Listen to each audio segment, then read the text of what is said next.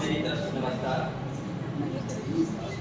Chairman, को chairman and other dignitaries को मौका देने के लिए बहुत बहुत धन्यवाद। सबसे पहले इसी बात का मुझे प्रेशर है कि 2 ही मिनट बोलना है और मैम का डायरेक्शन है तो मैं फॉलो भी कर देगा।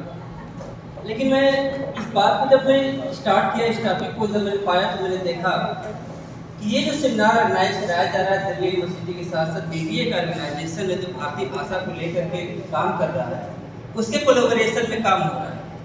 तो मैं अपने पॉइंट को, टॉपिक को 2 पार्ट में डिवाइड करने का प्रयास करूंगा। एक पहला पार्ट हमारा भारतीय भाषा के बारे में क्या सोच है और दूसरा पार्ट हमारा ये है कि जो इंडियन लीगल सिस्टम में जो एंशिएंट, जो मॉडर्न टाइम के जो हमारे पास रिसोर्सेज हैं उसको प्रेजेंट टाइम में हम कैसे अप्लाई करें।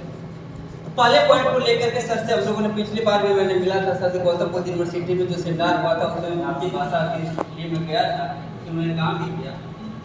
भारतीय भाषा को लेकर के मैं इतना कहना चाहूँगा कि इस जो ग्रुप है, जो अभियान शुरू हुआ है, वह सिर्फ हिंदी को प्रमोट करने के लिए नहीं किया। यह पूरे भारत में हर भाषा के रीजनल से लेकर के हर भाषा को प्रमोट करने के लिए प्रयास किया गया है। और यह अभियान मानता है कि अगर अपनी मातृभाषा में अगर ज्ञान दिया जाएगा तो वह क्वालिटी के साथ साथ क्वांटिटी भी बहुत आगे मिलता है।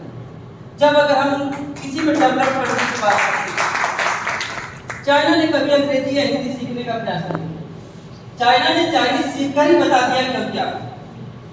अमेरिका, इंग्लैंड, जो भी देश है वह अपनी मातृभाषा को प्रमोट किए, अपनी ही भाषा में बोले, अपनी भाषा में आगे नहीं।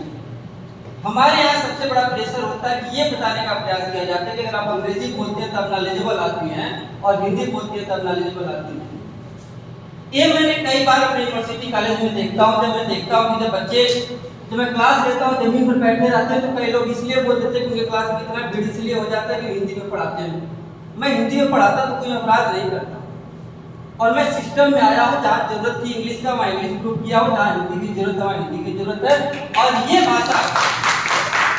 भाषा को लेकर के मैं जब यूपीएससी के द्वारा सिलेक्शन पाया, मैं पार्टिचेरी में गया, तब मुझे पता चला कि लोकल लैंग्वेज की भाषा का कितना वैल्यू होता है। They were not ready to allow to join us, join ही नहीं करने दे रहे थे। कहते कि नॉर्थ ईस्ट के आप लोग आए हैं, like there making creating many types of things. हमने कहा ठीक है कोई बात नहीं। हमने वहाँ पे ये कोचिंग ज्वाइन कर लिया सभी लैंग्वेज सीखने के लिए। 2 महीने में हमने बहुत अच्छा लैंग्वेज सीखने का प्रयास किया, बहुत सारे लैंग्वेज हमने सीखा भी। इसके बाद जो मैं उनको लेकर के क्लास में वर्ड यूज करता था, ज़्यादा नहीं, क्योंकि 2 महीने में आप कितना सीख लेंगे। जैसे मान लीजिए वर्ड कम भी बोलता था तो एक इंटरकनेक्टिविटी की बात आ जाती थी। 2 महीने बाद वो बच्चे अगर कहते थे कि सर आप हमें हिंदी सिखाइए, हम आपको तमिल सिखाएंगे। तो भाषा सिर्फ एक आदमी को प्रमोट नहीं या सोसाइटी को प्रमोट नहीं करता, एक इंटरकनेक्शन इसके भाषा के साथ साथ हम अपने ज्ञान के साथ साथ सभ्यता को और देश की यूनिटी इंटीग्रिटी को बढ़ावा देने में भी ये बहुत बड़ा योगदान देता है। इसलिए हम हमेशा कहेंगे कि आपकी जो भी भाषा है आप उस पर गर्व करिए, शर्माने की बात नहीं है। दूसरी बात को लेकर के अगर आप कि इंडियन नॉलेज सिस्टम को एशियन टाइम के को लेकर के प्रेजेंट टाइम में हम कैसे इसको डिस्कस करेंगे, लीगल सिस्टम को लेकर के हमने बहुत सारे लेक्चर पढ़े सुने हैं, इसके बारे में देखे हैं और अभी पता चला कि हमें इसको अप्लाई करने की न करने की जरूरत है। लेकिन ऐसा नहीं है कि आज से डिस्कोर्स शुरू हो गया। बचपन से पता पिताजी बोलते थे कि नहीं बड़ी माँ का आदत करो, नानी का आदत करो, नाना का आदत करो। कहाँ से चीजें आई? कुछ चीजें लॉ क्या है, कई लोग कहते हैं कि लॉ को हमने फ्रेम कर दिया, डॉक्यूमेंट में बना दिया, that is the law. Law से पहले ही हमारे पास एक मोरल के रूप में मोरल वैल्यू आया, मोरल वैल्यू रूल के रूप में आया, रूल ही लॉ बन गया। तो हमारे कहने का मतलब है कि इस इंडियन लीगल सिस्टम को समझना है तो हमारे रूल को समझना पड़ेगा, हमारे मोरल वैल्यू को समझना पड़ेगा, तभी हम इसको लागू करेंगे। अब अगर हम इंडियन सिस्टम में जो पुराने वाले सिस्टम को अगर हम लागू करना चाहते हैं तो हमें बहुत ही सफाई से बहुत सारे मुद्दे पर ध्यान देना पड़ेगा, अदरवाइज अगले 10 साल में वार का भी कंडीशन क्रिएट कर सकता है। अब इतना गंभीर वर्ड क्यों यूज कर रहा हूँ? रीजन क्या है कि जब मैं पिछली बार बीसी सर को सुन रहा था तो उन्होंने एक बहुत जोर देकर के बताया था कि एंशिएंट टाइम के जो लीगल सिस्टम है प्रेजेंट टाइम में अपडेट करने की जरूरत है। और उन्होंने कहा कि स्पेशली मैं टीचरों से रिक्वेस्ट कर रहा हूँ कि वो अपने क्लास में इसको पढ़ाएं, बताएं, समझाएं। हमसे कई बार मैं क्रिमिनल लॉ का टीचर हूँ, जब बात आती है फ्रेंड जब कहता है, कई बार आती है जब पुराने जमाने में कई बार प्रसंग दे सकता हूँ, 7-8 प्रसंग कभी बता सकता हूँ जिस पर यह दावा किया जाता है कि भगवान ने कभी अहिल्या के साथ, कभी सीता के साथ, कभी किसी न किसी के साथ अगर इस तरह जो भी हुआ चीजें हुई, वह लड़का अगर हमसे कल को जस्टिफिकेशन पूछेगा तो एक अभी मैं देख रहा था, मैं आता हूँ देख रहा था, एक जयंत नाम का एक कैरेक्टर आता है।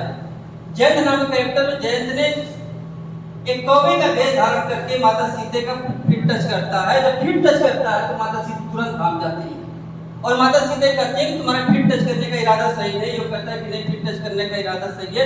इसी बात को लेकर के माता सीते डांटती और कहती है तुम एक महिला का अपमान किया। इसी बात को लेकर के भगवान राम ने प्राण तान दिया उसको मारने के लिए।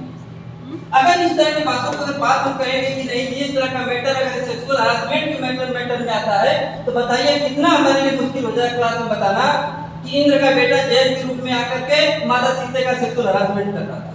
ये कोई आसान काम नहीं है। अगर हम ये बताना शुरू करें कि अहिल्या का कैसे रेप हुआ, ये लिखा हुआ 375 में हिस्ट्री में लिखा हुआ है कि अगर कोई आदमी हस्बैंड का अगर किसी हस्बैंड को जो वाइफ नहीं जानती है कि मेरा हस्बैंड है, लेकिन आदमी जानता है कि मैं उसका हस्बैंड नहीं हूँ और बहाना बना करके सेक्सुअल हरासमेंट करता है। और अगर क्लास में कहता है कि सर इसका बेस्ट एग्जांपल अहिल्या बाई अहिल्या होगी, भगवान ने उसके साथ अहिल्या के साथ ऐसा किया, ये हमारे लिए मुश्किल हो जाएगा।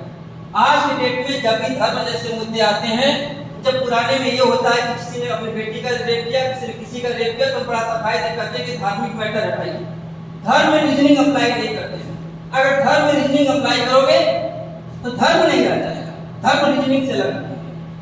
और हम उसका जवाब नहीं देंगे कि अहिल्या के साथ क्या हुआ और सीता के साथ क्या हुआ, किसके साथ क्या हुआ, क्या नहीं हुआ। तो हमारे कहने का मतलब है हम इंडियन लीगल सिस्टम को अप्लाई करेंगे, लेकिन साथ साथ में एक थीन लाइन क्रिएट करना पड़ेगा। इस तरह के धार्मिक मुद्दे को हमें बचाना होगा।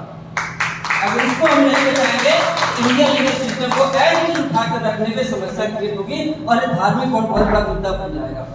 कल कोई स्टूडेंट कहेगा कि सर आप हिंदू के बारे में पढ़ाते हैं कि अहिल्या के साथ ये होगा, उनके साथ ये होगा, उनके साथ, तो मुस्लिम के बारे में क्यों नहीं पढ़ाते हैं? Thank you ma'am. चलिए thanks ma'am for giving me.